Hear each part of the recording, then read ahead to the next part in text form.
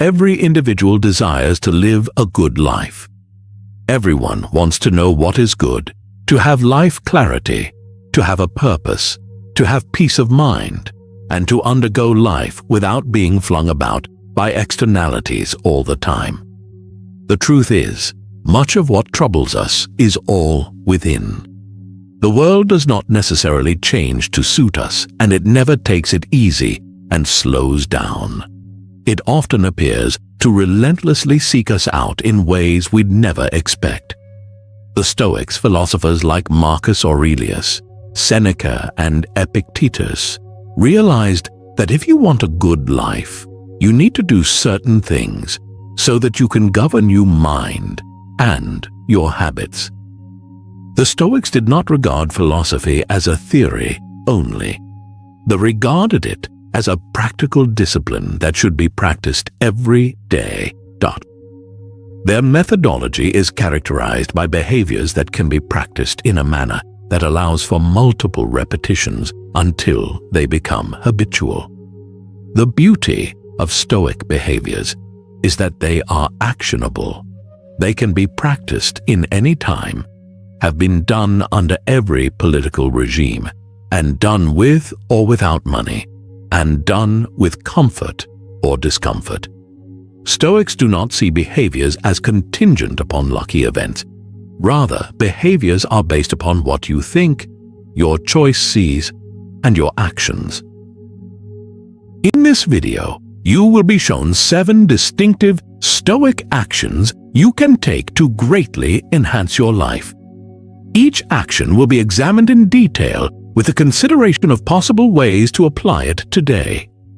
These are not just theoretical concepts. Rather, they are tangible things the Stoics believed could take any person towards strength, peace, and integrity. Following the 7 Stoic actions, we will also consider a proper Stoic time frame for you to integrate these actions. You are not going to master these actions once and then never think about them again. Instead, we strive to truly include them in the way you think and behave so that they become a part of who you are. Now let us begin. Chapter 1. Master the division of what you control and do not control. One of the fundamental ideas in Stoicism is that of distinguishing what you control and what you do not control. Knowing the segmentation of what you control and do not control is the framework for all of the other Stoic actions. If you do not have this understanding, you will waste your energies fighting battles you cannot win, and avoid focusing your energies on areas where you have the most influence. Think of control as your thoughts, careful judgments, decisions, and actions. Those are entirely yours. Other people's behaviors and outcomes of events beyond your control and unfolding naturally through life are not yours. The Stoics did not indicate that we should ignore external factors. They indicate that we respond to existential factors with reason, while acknowledging that there is no suite of behaviors or actions that will ensure a control of the outcome. To employ this principle, focus initially on where your mind goes when you experience a challenge. Do you take all of that time wishing that the world was different? Replay the scenario/event/conversation in your head that never actually happened for hours at a time. All of this is an indication that you are focused on factors outside of your control. The Stoic way of responding is to then redirect your attention back to what you actually can do at that very moment. For example, if you did not get the job, you have no control over the positivity of the employee's decision to not hire you. You can improve your skill set with focused study, seek out a mentor to build your expertise in a specific area, apply to new jobs that align with your career aspirations, and develop a professional network to enhance your level of engagement with opportunities. If the weather shifts your plans, you can't just will the sun into visibility, but you can change your schedule. Consider a new activity or turn the unexpected change into a new opportunity for productivity or rest. That way of thinking is a discipline because external events offer strong pull for attention, which may be further compounded by years of inadvertent effective buying behaviors influenced by social norms. Our thinking minds instinctively resist limit and want to believe that, if some force, persistence, cleverness, etc., can be added to the mix, anything can be bent to will. This belief can create wasted energy and frustration when the friction of reality does not bend to you and can leave you feeling both exasperated and fraught. Training yourself to see the distinction of what is yours to contend with and what is not yours, the domain of chance, takes practice, reflection, and in some cases trusted others to interpret how you may have crossed over into the land of unlearned impossibility. Each time you accurately illustrate this distinction, you actively bolster your own ability to self-regulate. Once you have mastered this distinction, you have removed the frustration of creating a plan to chase the impossible and are able to turn your focus onto the areas that you can influence. This focus condenses your energy, gives you a steady path of continual learning, and provides you with protection by way of self-regulation against the slow and steady decline in will from repeated disappointment. This process allows you to begin to appreciate patterns to direct your choices or actions, which creates active decision awareness and behavior that is deliberate, calm, timely, and cogent. This deliberate action acts to reserve effort for actions that you can impact and build self-efficacy toward tackling challenges over time. This kind of clarity produces a sense of calm control over your own life. You stop dissipating your focus on an infinite number of variables you can't control, and instead, you devote your energy into focused high-value actions. In turn, you develop a sense of inner steadiness that does not vary with every change in external conditions. You come to see setbacks as a chance to fine-tune your method, instead of a reason to change course. One helpful way to practice this is every morning write 2 lists. On the first list, write what challenges, uncertainties, or potential disruption you expect to encounter, irrespective of its size or perceived significance. On the second list, record specifically what you can influence with each circumstance in terms of specific actionable steps you can take. Do not include vague intentions. Do not assert to try harder. For example, instead of saying, "I will try to assert," write, "Prepare for tomorrow's meeting for 30 minutes with focused notes," or "Contact 3 new clients by noon." Review these lists multiple times a day to keep your attention in areas where you can take actions. It conditions your mind to default toward problem solving, while providing you with a visible, tangible record of where your time and effort should be spent, and illustrating on a macro level how discipline translates into tangible growth. Chapter 2. Keep your judgments in check. The Stoics taught that it is not events themselves that disturb us, but our judgments about events. This principle may be one of the more powerful ways of improving your life, since it provides you a direct way to alter your emotional state without needing to alter your context or the outside world. It draws the focus away from trying to change what is outside of your control and changes the focus to how you can alter your judgments of what you've just imagined. Your mind makes a constant assessment and judgment process of the continuous flow of events, providing labels such as good, bad, unfair, or lucky. Judgments are not objectively neutral. They create an emotional response, which in turn shapes your actions, your decisions, and the feeling of your day. Often, we assign judgment without hesitation based on habitual behavior, habitual values, temporary moods, or past experiences, which often go unnoticed. The Stoic approach to this automatic labeling process is to slow it down and allow yourself the opportunity to think about whether the classification you've made is truly accurate, fair, and helpful. To illustrate, if you were to receive feedback on your work, your initial mental reaction might be, "This is an attack." Such labeling and meaning to your interpretation could lead naturally to defensiveness, tension, and resentment. However, if you purposely slow down that labeling process, you provide yourself the opportunity to address that feedback. "This is feedback I can work with. I can improve."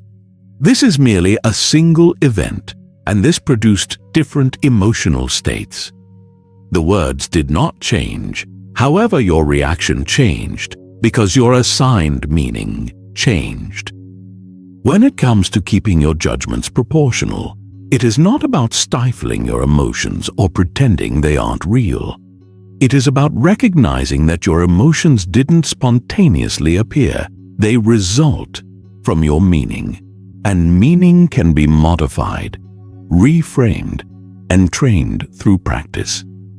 Once you realize that emotions are not just uncontrollable forces, but signals you can assess and direct, then it will become possible to use emotion rather than allowing it to use you. The repetition, combined with pausing between the event and your judgment, cause the gap to get bigger. The ability and confidence to make a conscious choice and promote a response consistent with your values skills will only improve over time.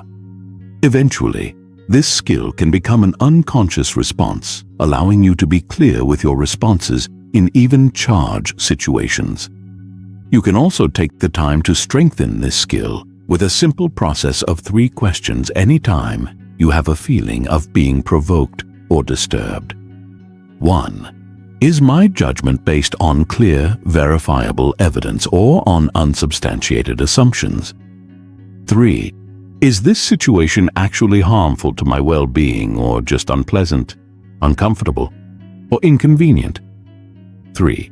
Looking ahead, will I remember or care about this event in a week, month, or year? By taking the time to work through these questions literally, you slow the course of automatic thought, keep your perceptions in proportion, and significantly reduce the chance that you will act in a way you regret later. Ultimately, this intentional slowing of your thinking gives you time to obtain new information, assess viewpoints, and consider whether the thoughts and associated feelings you initially generated fall in line with what you really value. In short, by eliciting an emotional response, you created an interlude that leaves room for reflection, where you can reflect on positive and negative possibilities against your own personal standards. The more you are able to practice modeling this kind of thinking, the more you will train your thinking to slow down, to consider things before having a reflexive reaction. Building on this process, you will eventually start to build a baseline default way of being that is stable, grounded, and resilient, that is less blown around by emotion, and less vulnerable to your own moods or the moods and prevailing circumstances of those around you. As part of your daily reflection process, allow yourself time in the evening to reflect on experiences of intense emotion influencing your thinking and/or behavior. Describe in detail what happened, what took place that stimulated you to have an emotional response, the assumptions you made in that moment, and the specific feelings that were or were not present for you. Then consider whether there was alternative framing that could have created further clarity, fairness, and alignment with your own guiding principles. Describe how the alternative framing may have shaped your emotional state, the tone of voice you used, and the behaviors you engaged in over the past weeks and months. Track recurring themes. Are there specific triggers that arise over and over again? Are there assumptions that always lead you toward unhelpful conclusions? When you can identify these patterns, you fit all of the pieces together and can begin to take control. The collection of reflections that comes out of this practice is much more than a diary. It is a living and original archive of your development, recording not just what you have experienced, but also how you have changed in your thinking over time. It is also a record of your ongoing improvement, of intentional refinement of your judgment. How your attempt to question and to reframe has enhanced your emotional resilience, made you better at strategy and decision-making, and improved your ability to live each day with purpose, deductive reasoning, inner peace, and levels of controlled force. After weeks, months, and years, you are able to look back and see pathways of transformation. Once frustrating situations are now met with composure. Once confidence-crushing challenges are now looked at with quiet confidence. The ongoing process reminds you of your commitment to self-governance, demonstrated with a visible example of how reflection becomes action and action becomes character.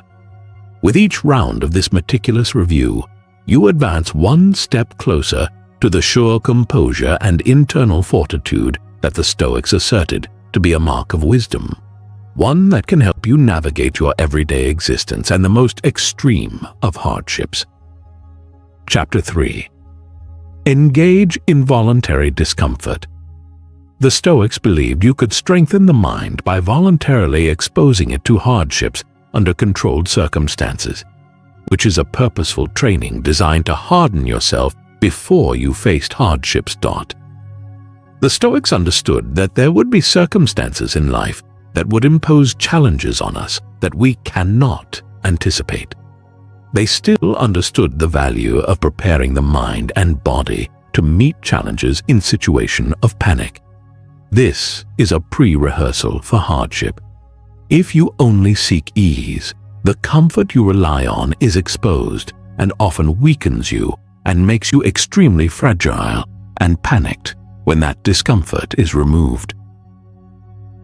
Voluntary discomfort is an intentional decision to leave the state of comfort you desire and induce mild hardship for the reasons of increasing your mental strength and physical fortitude. This is a conscious, deliberate act for you to tell yourself and your body you are willing to engage in challenges to become stronger. It doesn't matter in what form. There are a myriad of forms. Esta revista de films. Mejor que can be done. Taking a cold shower to learn tolerance and reset your relationship with what is comfortable. Fasting for a day to develop discipline over appetite and prove that hunger is not an emergency. Walking instead of driving to develop discomfort.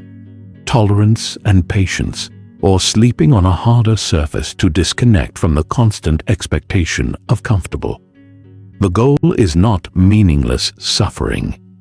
It is a conscious statement to yourself that you can operate capably, efficiently, and with composure, even when that environment is less than ideal.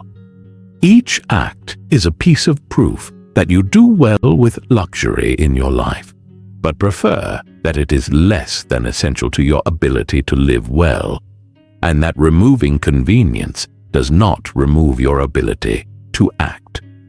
When you practice voluntary discomfort, you will gradually shrink the surprise of real adversity and turn hardship into something familiar, manageable, and far less threatening.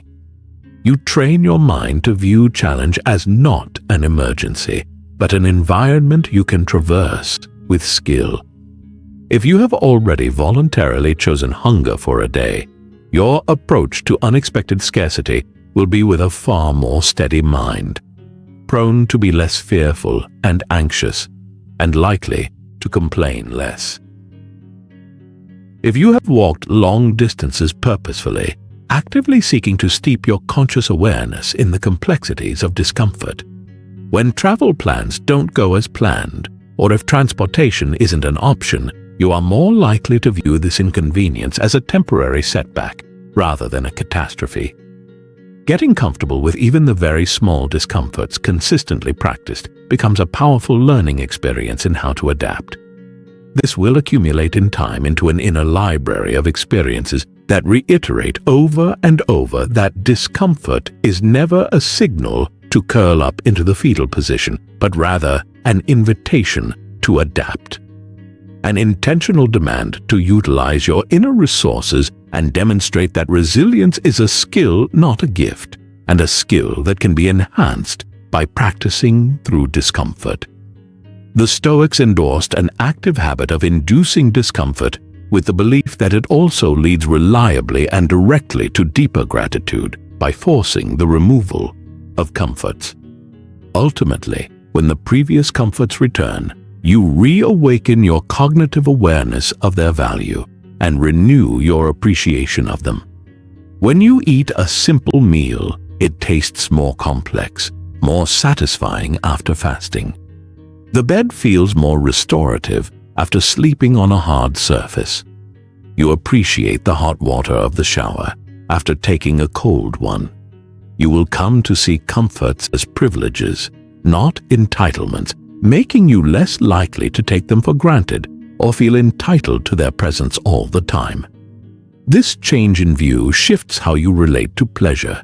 You can love it fully in that moment without grasping at it, and you need not worry about it later because you have shown to yourself that you can live without it.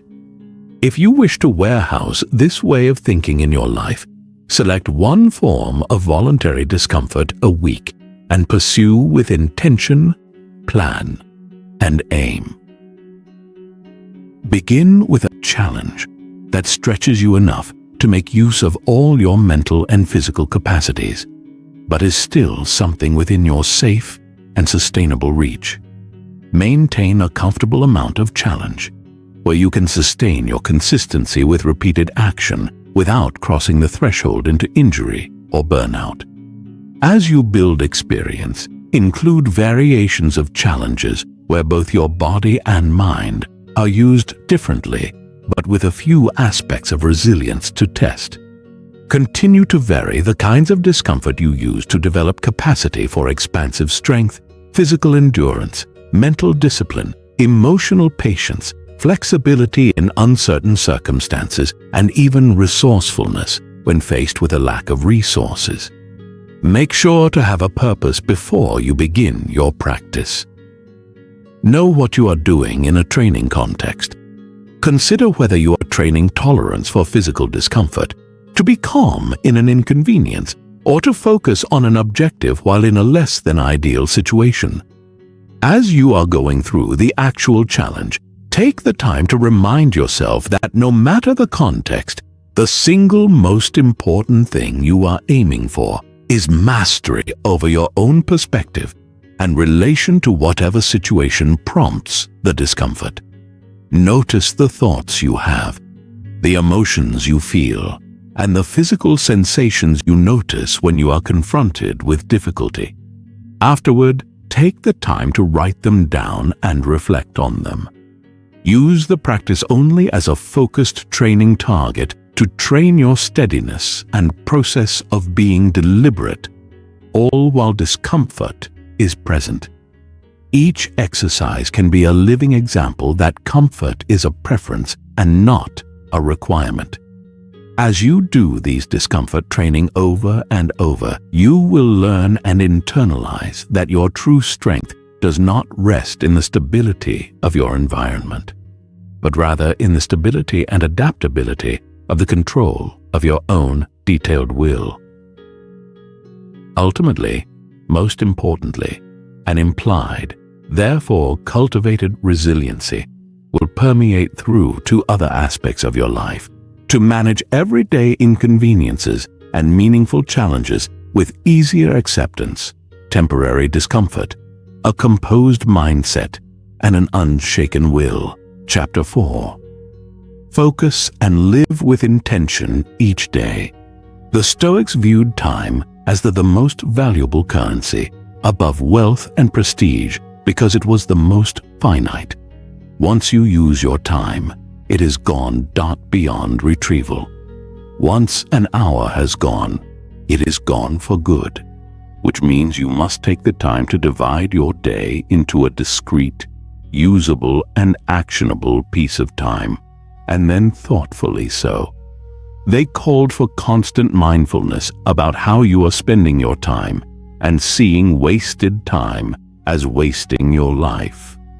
Living with purpose means reflecting on what you most care about at the most fundamental level, and then working to make each hour of your life reflects those things, big and small.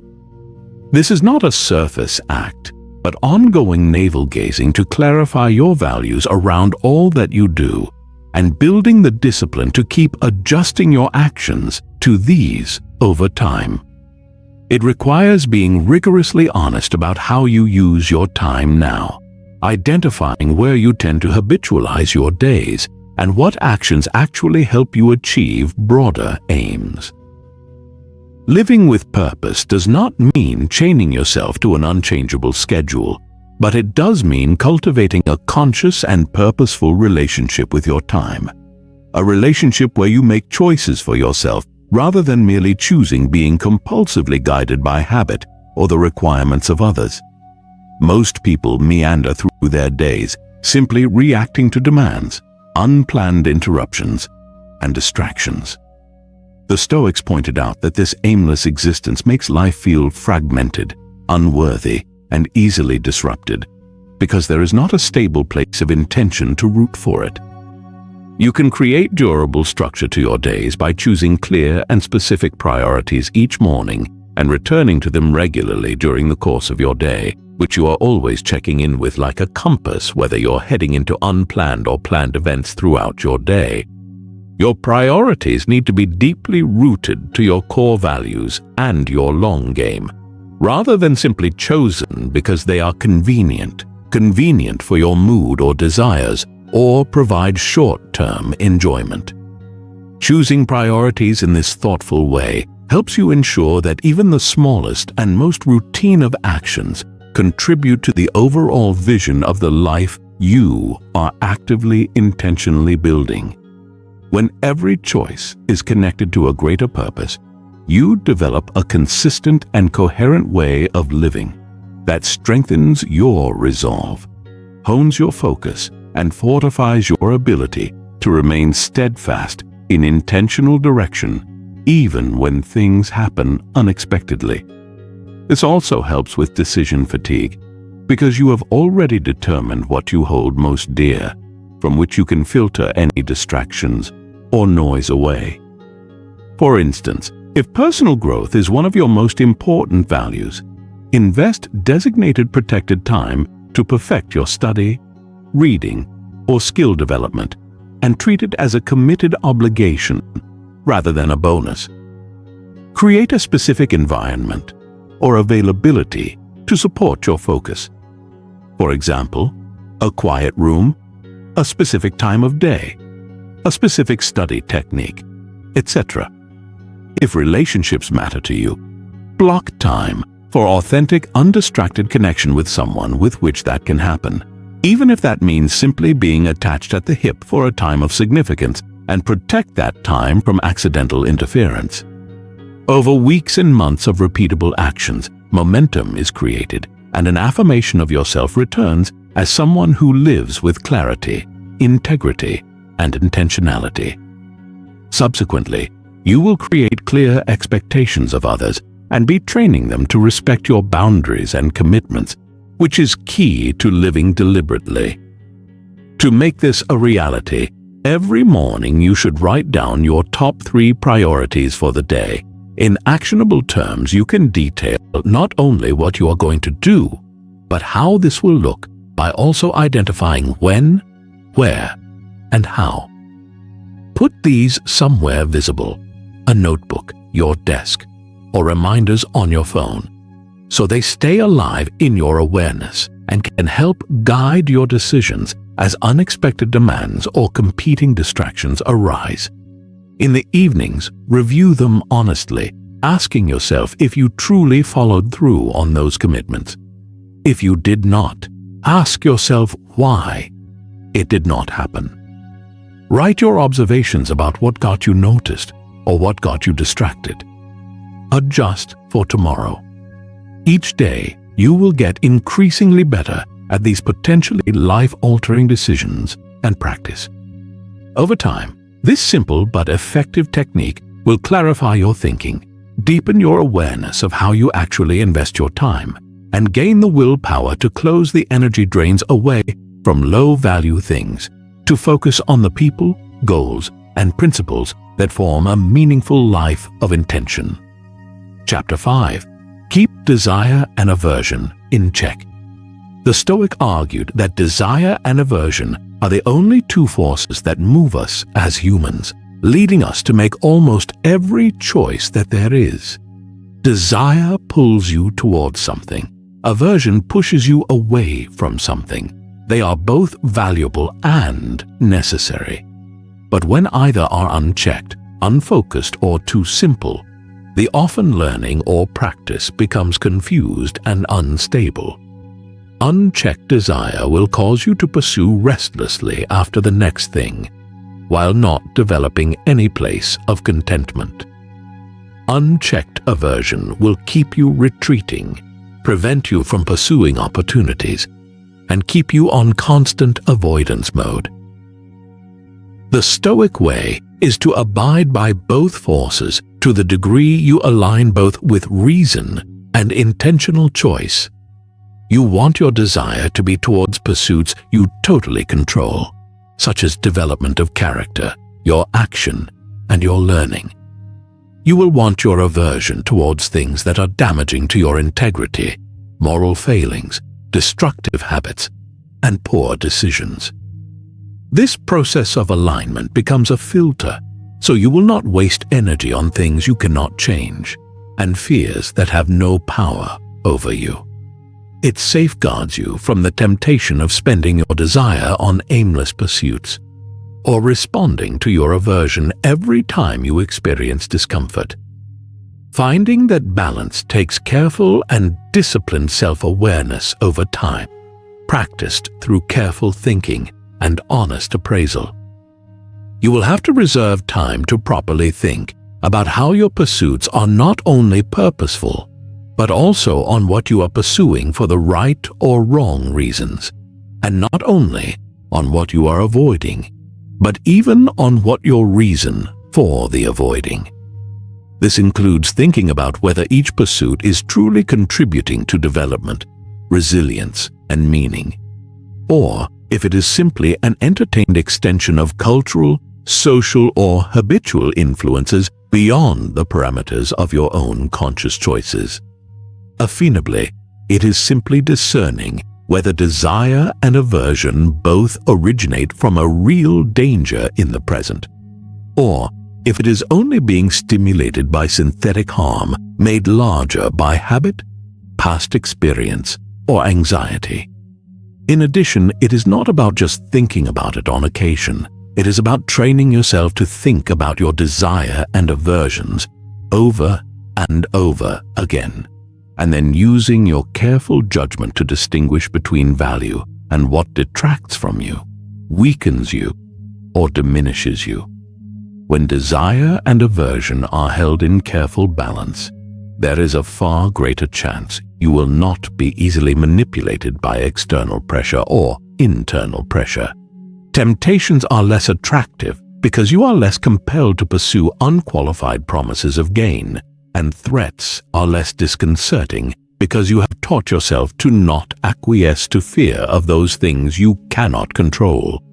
In this condition, you are acting from a place of considerable stability, free from being jerked around by impermanent values of desire or provoking fears. The Stoics would agree this exceeds even the momentary waves of liberty usually afforded to one who is engaged in horrible impulse or poor habitual thought. In this situation of balance, there is a sense of autonomy and sovereignty in decision-making and judgment, a calm, critical thinking space which force hardly soothes or disrupts, unless by sheer will. It becomes a cognitive stronghold, an elevated discipline and vividness by which you are able to respond to events in your life with intention as opposed to an impulsive reaction. For one to achieve such balance requires more than occasional thought. It requires a disciplined practice of self-reflection regularly. This is most important for those desires and aversions we maybe feel very strongly about.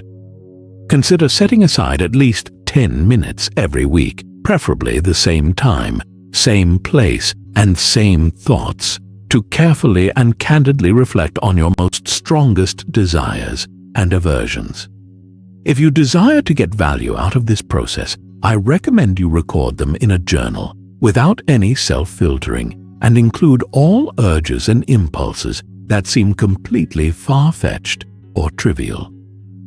For each desire or aversion, think about whether the desire or aversion was in line with your values, whether it was in your full control, what impact it had on your overall trajectory in life during the past week. Go beyond just naming them. Consider how the desires and aversions made you act, how it affected your decisions, and what it may or may not have done to your emotional state.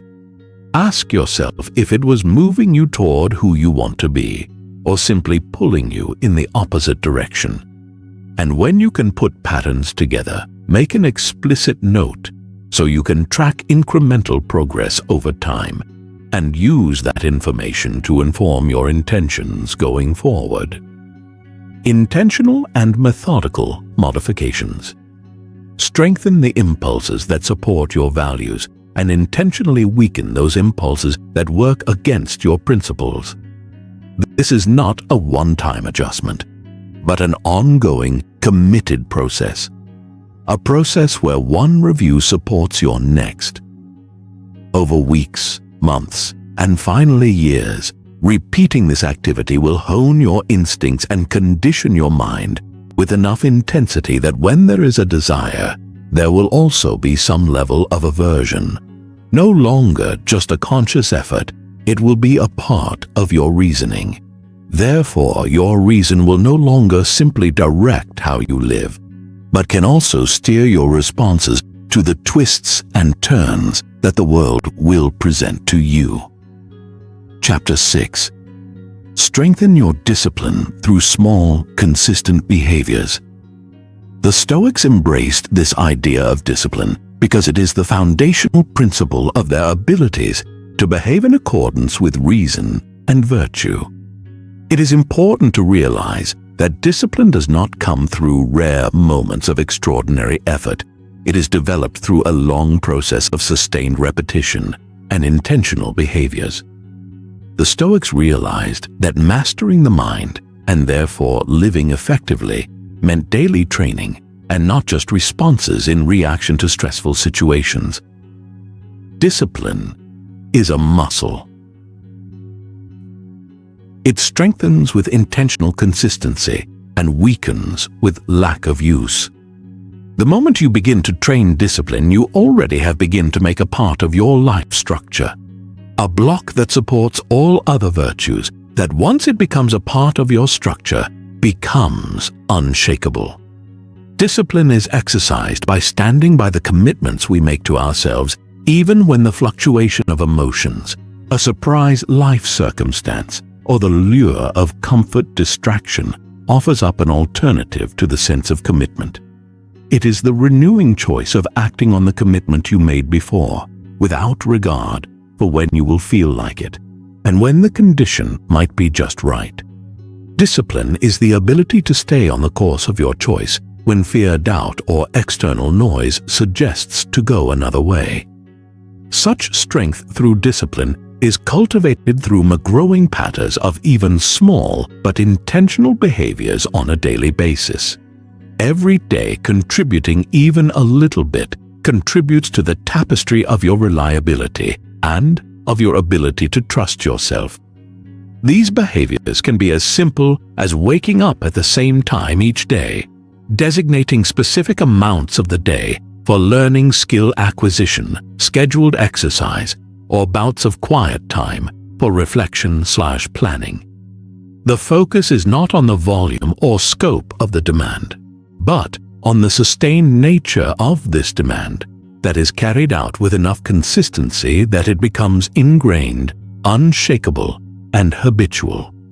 Each repetition piles bricks of persistence on top of each other, tightening up the brakes until you are ready for a more complex and weightier demand of steadiness, endurance, resilience, adaptability, and steady, sustained focus over great lengths of time.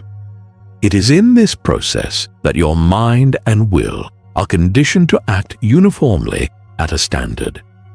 If when energy is low, distractions are ever present in your environment, and distance is significantly displacing your progress or represent progress, you create a capacity to act at your standard, no matter what the moment brings. In addition to this sustained commitment, there is safety in this practice. The commitment will protect your will to make an effort in times of uncertainty, and that you remain consistent with your values when challenged from all angles for extended time periods. In order to maintain and solidify this process of discipline, choose 2 or 3 easy-to-do, small, specific actions that you can reliably perform each and every day.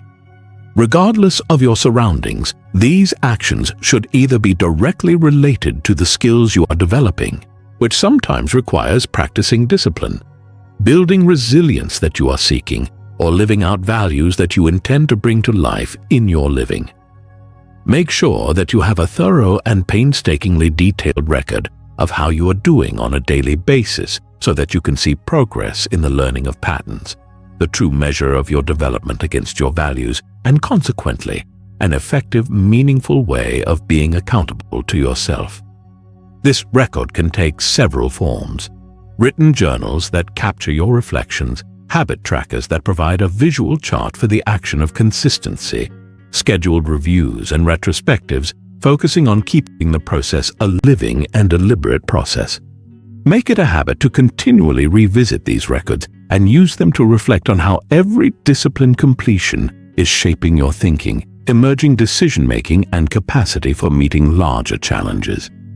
Celebrate and treat each completion as a motivated point of self-mastery. With consistency and persistence, you have begun to reinforce discipline as the qualities of your character and prepared yourself for larger responsibilities. Making sound decisions under pressure and navigating progressively complex problems with clarity, composure, patience, and unshakable conviction. Chapter 7. Protect your attention. Attention is a powerful asset you have, shaping both your mind and, ultimately, the quality of your life. In Stoic thought, attention is the portal through which your perceptions, judgments, and actions come, which means it powerfully influences how well you can live rationally. When your attention is fractured or frittered away on trivialities, your capacity for clear thinking will suffer, and you will increasingly struggle to do quality work. The ongoing erosion of clarity and focus will become evident over time and result in poor choices, squandered energy, and living symptomatically or reactively rather than deliberately. To protect your attention will require both sustained vigilance as well as intentional structured habits. Start by noticing when your focus is being interrupted. It might be from the outside by noise, messages, and unanticipated obligations. Or it might from the inside when your mind is restless, wandering thoughts, or shifting emotions. When you start noticing these patterns, you can begin to take back control over your attention by establishing boundaries not only in your physical environments, but also in personal habits. This might sometimes involve limiting the number of places that distract you, designing spaces that are designed to inspire focus, designing strategies that invite sustained engagement. The Stoics believed that attention was control and that it involved not only consistently returning to the task, but doing so with all of themselves, as if nothing else existed. There was no past, future, or compartments in their focus. When their effort moved toward the speed bumps of regret or distraction, they did their best to return their attention right back to the task before them. This was not without effort. It required concentration and a narrowing of mind to the present tension of the task, and therefore the full utilization of every ounce of thought and energy. Their understanding was that any scattering of mind across activities resulted in weaker products. So, they sought to get as deep into intentional focus as possible. Attention was not simply some type of state. It was an active discipline of the mind to make it do what it ought. They thought of this active discipline as a bridge between action and purpose, which in turn was ethically grounded and inspired. When the mind was completely directed towards one worthy, meaningful action, the quality of the work became deeper, more deliberate, and thus more enjoyable. In this practice developed mental steadiness that would allow them to remain calm and efficacious regardless of the conditions. In a current way of thinking, holding attention can mean many things, including many practical approaches to defend the mind against persistent intrusion on a continuous basis. You might silence every single alert during your best transit time for deep focus. You might physically put devices out of sight of temptation. You might consciously choose to avoid constant checking on emails, texts, or calls more or less too. That is, we can establish times with severe constraints around passive entertainment time so as not to take away from time set to work regarding those what are important to our work and reflection. Another approach is to make sure that you schedule uninterrupted blocks of work during the not uncommonly found 2-4 times during day that are also probably 1-2x longer on average, when your attention and energy and alertness will be at their best. This makes finding ways to recognize automated stimulus response, living and sleeping in circles with the pace in mind, easier if controlled. Some would argue to separate certain kinds of different work should be physically separated in separate places to allow the mind to connect each separated workplace with a specific kind of focus, using all of the body's senses to make associations to cue them into a sense of attention that they can choose to be directed with intention. This is more efficacy or energy to do, being with all things in motion, which is how we stay open, waiting for something to become motion, and we know a few things about organization. By intentionally applying attention this way, you are creating a cognitive state in which rationality, clarity, and deliberate decision-making will be far more likely to unfold. Without being constantly fractured, one begins to hold thought longer, to examine it more painstakingly, and to decide in measured response. Ultimately, having a system for attention becomes a reliable habit, a habit that gets easier over time as you are able to extract yourself from unimportant distractions or knee-jerk reactiveness to distractions. It may be prudent to begin by doing an attention audit for a minimum of several days in a row. Log in detail how you are expending your mental energy each day. Make sure to include both productive and unproductive use of focus and supply at least the time day, the context of situation, and what preceded any mind wandering that had you lose attention. By the time you get through assessing your focus, it should become abundantly clear if any patterns are showing up. Consider attending to patterns that repeatedly show themselves by taking precise and deliberate actions. For example, getting rid of all the clutter in your working environment, reading part of a classroom book about how to set up pedagogical learning effectively to limit distractions, or creating absolute fixed periods of focus including how you might signal the beginning and end of periods of deep work, and using physical prompts, such as using phone alarms that indicate the beginning and ending of your focus periods, creating rules for technology usage, like being cell phone free each morning until a specific time, or at times throughout the day where you only check messages.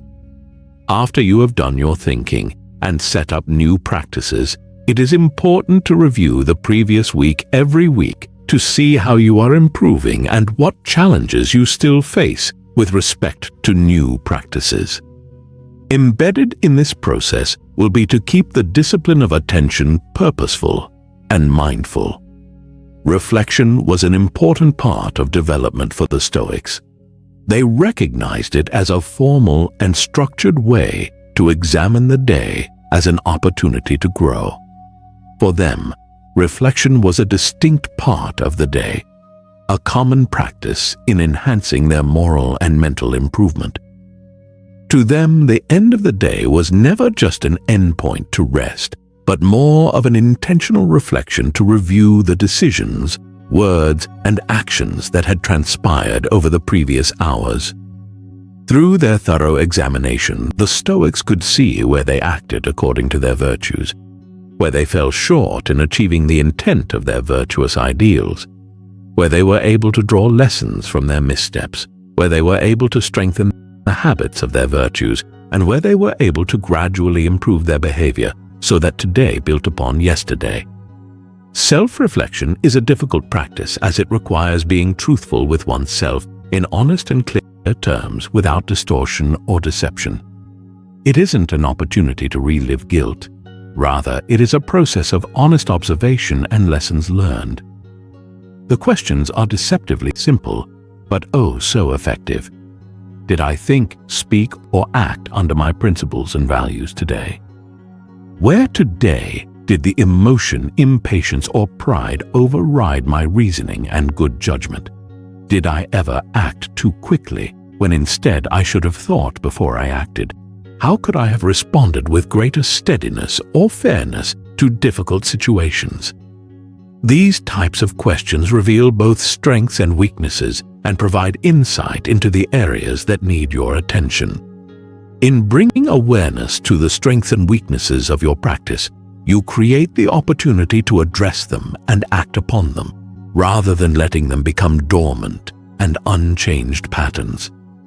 Continued reflection closes the gap between your error and your correction, allowing you to make better and more efficient corrections. Over time and repeated practice, you begin to see and become aware of the trends in your thinking, the patterns in your behavior, and the tendencies in your decision-making. This accumulated awareness means you now have the opportunity to embrace and reject unhelpful patterns before they solidify as habits and put you well off your long-term goals. You develop the ability to foresee situations where you may struggle and plan accordingly to offer a more deliberate, less reactive, and steadier response. This preparation builds your confidence in facing both foreseen and unforeseen challenges. Over the months and years, this habit of reflection deepens your skill in self-awareness to the point it feels like a more instinctual and natural part of your everyday actions, both personally and professionally, meaning you are more likely to act in alignment with your core values. Each reflection reinforces that you are an active architect in your own development, intentionally guiding your own journey and awareness, rather than being shaped only by intentional influences and the random events from outside you. Reflection not only helps to identify stuff that could use some correction, but it is also a means of reinforcing your heightened awareness of the qualities and behaviors that are worthy of preservation. An important part of progress is capturing what you have achieved to build on it. Use 10 to 15 minutes at the end of each day for uninterrupted and focused reflection. Pick a time and location that afford you the opportunity to concentrate free from noise or disturbances, so you can devote your full attention to the reflection process.